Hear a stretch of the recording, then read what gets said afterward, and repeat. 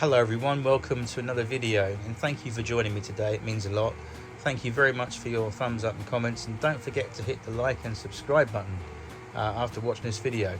I really would appreciate that.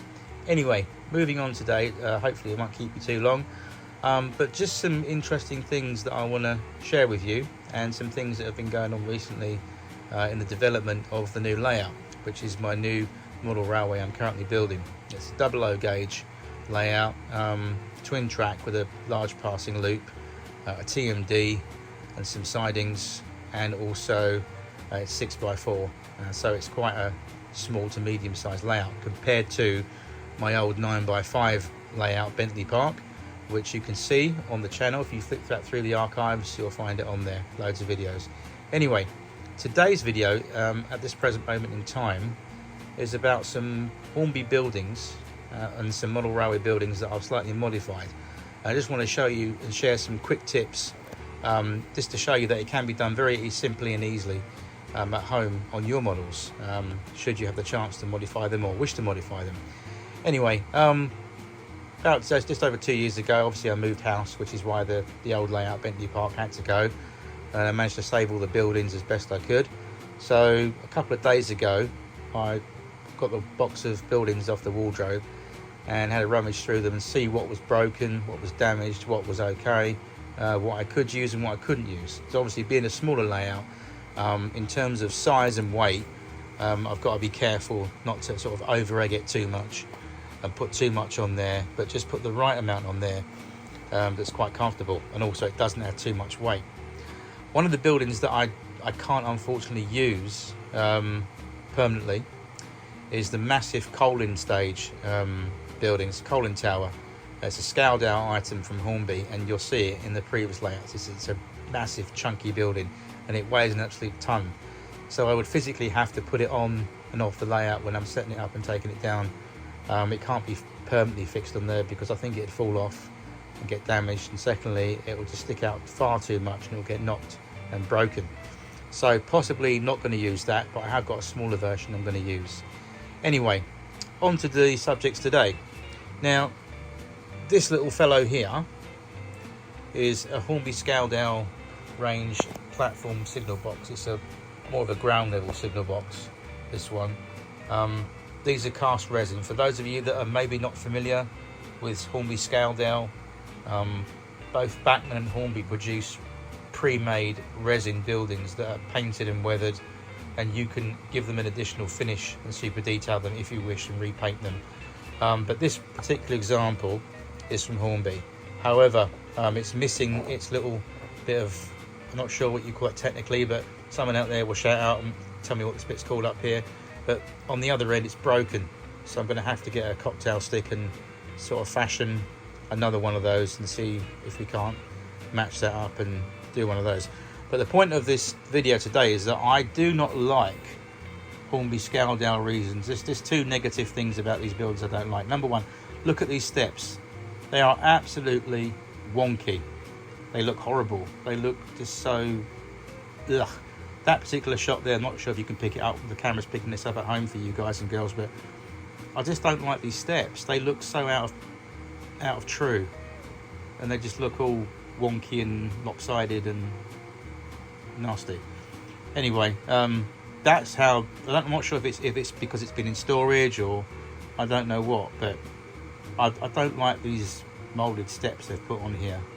I just don't go with those too much. But if that's going to sit on the platform over the back of the layout, and hopefully it won't notice too much being over the back.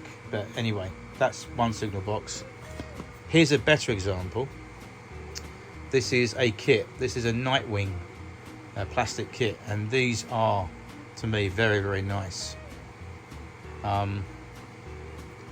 This one is in pristine condition. I haven't weathered this one, but I've got another one of these that I've weathered, and these are great to build. They're really fun to build, these kits. They're lovely. They go together very well, and there's lots of detail on there, and also you can detail the inside. I think, if I remember rightly, I did some detailing work. Yep, there we go.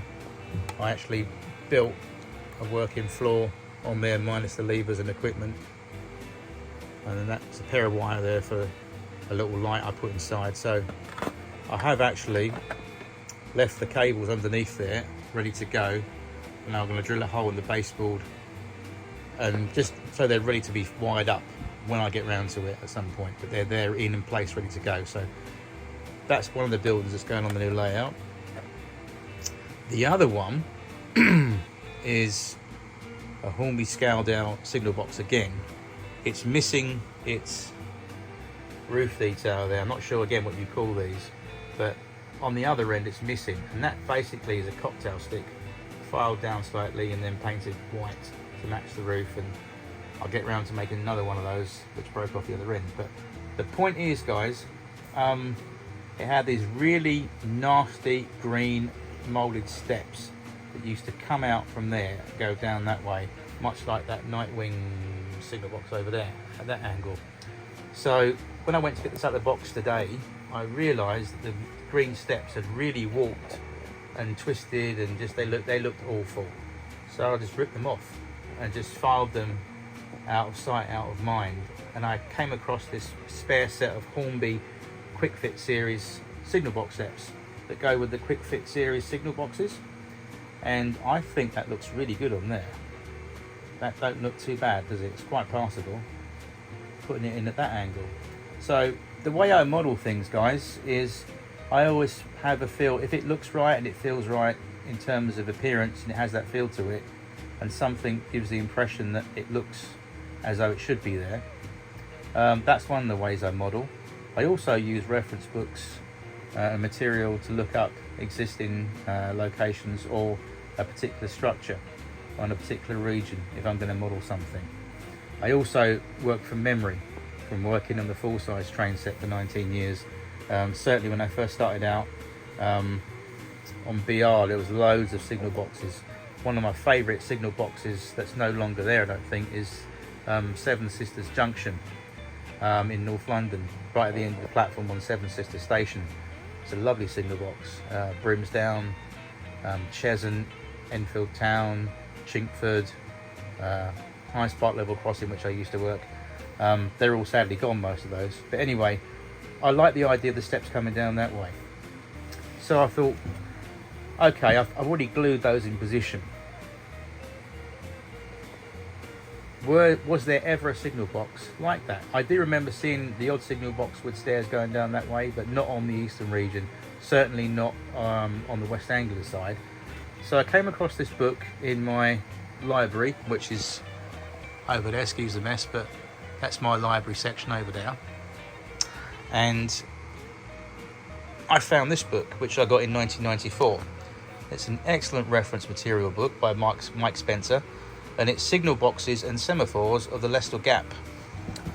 So in the Leicester Gap, these are the old signal boxes that were in situ. So if we turn to page 115, guess what? This turned out to be actually very, very cool. Look at that. I didn't even know that was in there. Look at that.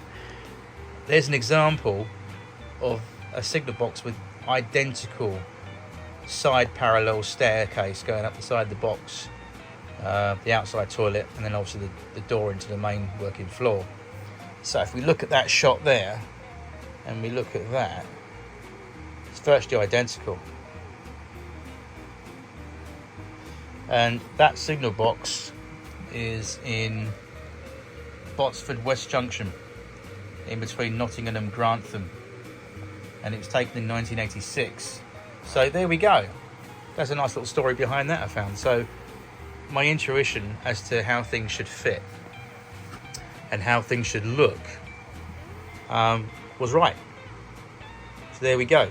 So that's a good little modification I did. But here's an even better one I did today, guys. You've got to see this. This is one of my favourite buildings, or was favourite buildings. It still is, from my old layout.